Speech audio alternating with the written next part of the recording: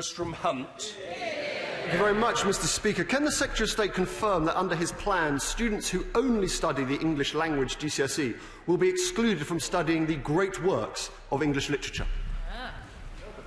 No, they will not be excluded from studying anything. Mr Tristram Hunt. Mr Speaker, the Secretary of State is not aware of his GCSE reforms, because what he has introduced is the soft bigotry of low expectations into our education system. He might have enjoyed studying the works of Jane Austen and Wilfred Owen, but the Education Secretary is denying England's pupils the same access to our great national canon if they only take the English language GCSE. If it was all right for him at Robert Gordon's college, why isn't it OK for kids in Harlow and Blackpool today? Will he now urgently review the changes to English GCSE, or will he continue to dumb down our syllabus? Tragically, when I was a student at Robert Gordon's College in Aberdeen, I wasn't able to take English GCSE because I was in Scotland and GCSEs weren't on offer at that time.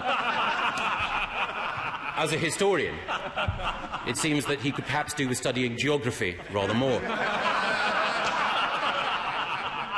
What I would say about English literature is that in the new accountability system that we're introducing, which I would urge him to study, which his colleague, the member for Cardiff West, welcomed, it will be the case that English will not count unless students study both English language and literature, and the English baccalaureate, which he supports, will only be conferred on students if they study both English language and English literature.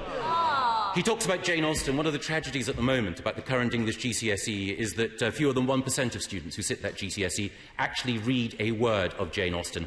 May I recommend to him, in particular, one text of Jane Austen's, before he asks another question in this House: Pride and Prejudice. A knowledge of both factors would certainly help him be a more effective opposition spokesman.